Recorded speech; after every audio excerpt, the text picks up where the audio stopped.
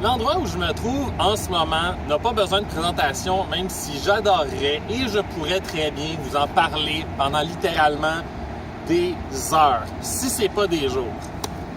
Le Parc olympique de Montréal a en fait des racines beaucoup plus anciennes et profondes qu'on peut s'imaginer.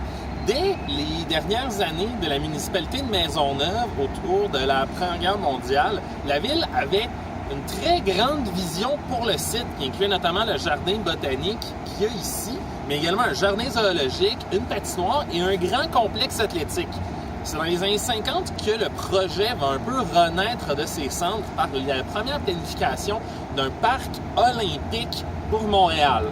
Vous connaissez la suite. En 71, Montréal va battre à la fois Los Angeles et Moscou pour obtenir les Jeux olympiques de 1976 qui vont être organisés ici même dans un des plus grands chefs-d'œuvre d'architecture moderniste qu'on peut retrouver sur Terre. L'année suivante, nos amours vont y emménager et ils vont y passer quand même environ un quart de siècle. Or, je me suis demandé, pour vous présenter l'endroit, quel type de bière serait approprié? Et ça a été en fait une question un peu embêtante pour moi. Les bières de l'époque, notamment les bières qui ont permis un peu l'existence des expos. Les expos faisaient partie des multiples propriétés de l'Empire Seagram, notamment avec la famille Bronfman. Mais la franchise a pu survivre en grande partie en raison des commandites des brasseries O'Keeffe puis Labatt. Par contre, ce qui est intéressant de la bière à cette époque au Québec, même si les bières n'ont pas du tout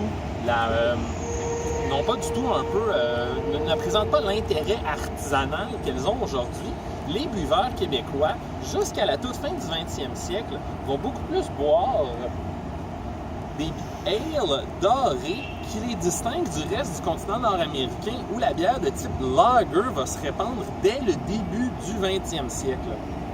Dans le domaine artisanal au Québec aujourd'hui, un des exemples est à Broken Seven, que vous pouvez trouver un peu partout, qui tente de donner une petite touche légèrement plus recherchée, plus intéressante au type de bière dorée comme la O'Keeffe, comme la 50, comme la Dow. Je pourrais en nommer probablement une douzaine si je me donnais le temps. Buvons donc à la mémoire de tous les coups sûrs qui ont été frappés ici par André Dawson.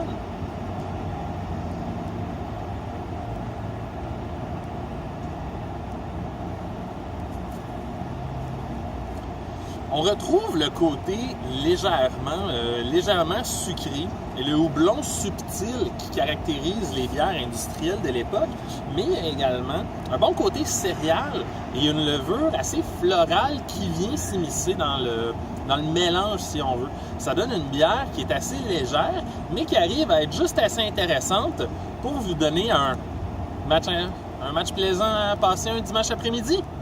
Santé tout le monde, Go Expo!